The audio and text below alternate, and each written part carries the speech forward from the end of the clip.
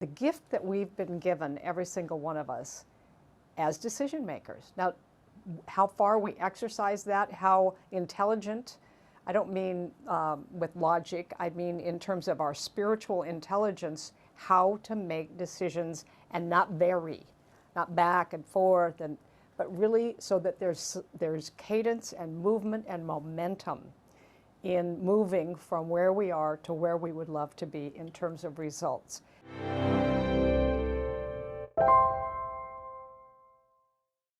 So I want to begin with a story about decision making.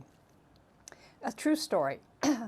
In the early 70s, in a farming community in the Midwest part of the United States, there was a place in a community, it was a farming community, and people would come into town, and there was a place where everybody went. It was a community barbershop, and the moms and the dads and the kids and everybody got their hair cut there. They also had, over time, it had turned into somewhat of a community center where they served donuts and coffee and different things while people were waiting, and magazines, and they would gather with the town gossip and, you know, what was the best seed this year, and what was going to be the best crop, and what was happening with the co-op, and the people would come to town and look forward to their trip, not only into town, but to go to this place, this community center, where they would also get their hair cut.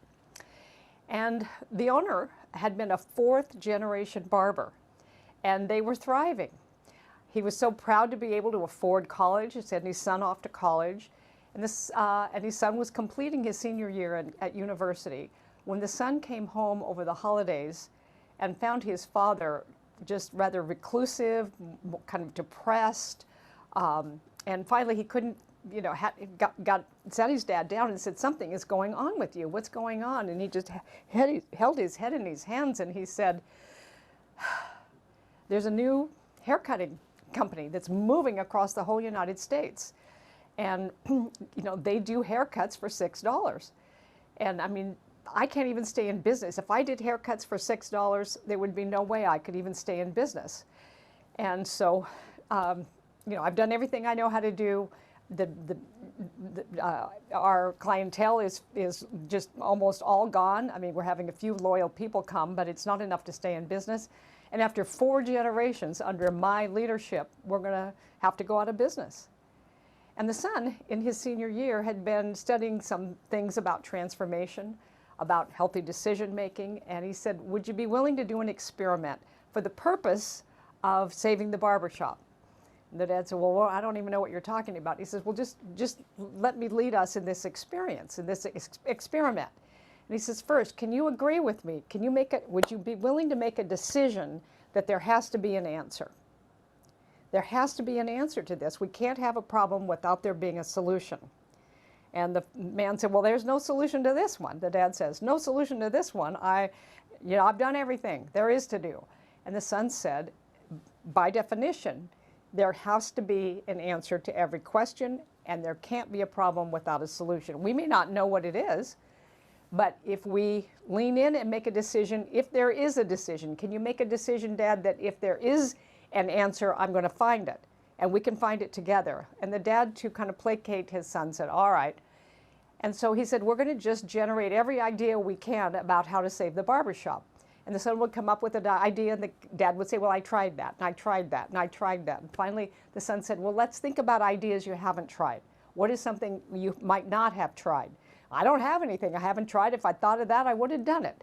And the father was a bit of a hard case, but they stayed at it, and they stayed at it. And then they decided to go to bed and pick it up in the morning. And that morning, when they sat together, an idea popped in. They reminded themselves of their decision that there had to be an answer, and an idea popped in. And the moment that idea got expressed, both of them, wide-eyed, looked at each other and said, "That might work." So the son went back to college. The father executed on the idea. And over time, not only was the clientele returning to the barbershop, but his barbershop clientele, it hit an 11% higher than ever in the history of the barbering. And a few weeks later, about 6 weeks later, the son calls, you know, tentatively, you know, "How's it going?" And the father reports, the father's just over the moon. He's so happy that this is the result of them executing on that idea.